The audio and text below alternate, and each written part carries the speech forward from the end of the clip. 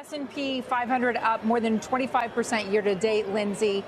Amid all of these geopolitical uncertainties and whether their China economy is going to pick up some steam here, whether there's going to be a trade deal, what's happening with Brexit, what's going on with impeachment and politics, what are the issues that you're looking at that would either be a drag on the market in December or add some fuel to the fire?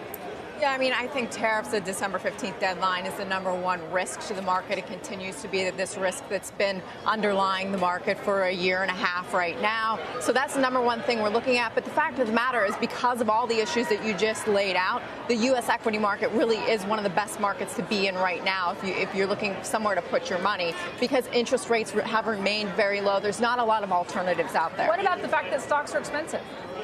Well, at 18.5 times, that's right. I mean, if you're not in the market now, you pose a very good question. But where else are you going to go to get the types of a 25% return in 1 year? Liz, broadly speaking, coming into the final month of the year, the most important month of the year for shopping, how strong do you feel the consumer is?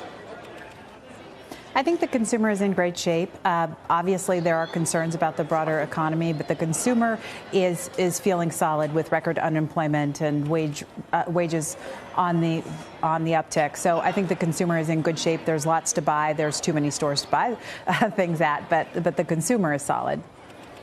Steve Ingrasso is able to join us now as well. Steve, what's your takeaway today as to why we sort of sold off during the session, ending pretty much at the lows? Well, why don't we just look at where we've been from? So I think it's on a relative basis. Well, we've been so happy with the bulls running that I think today was just a little bit of a give back, anticlimactic after the holiday.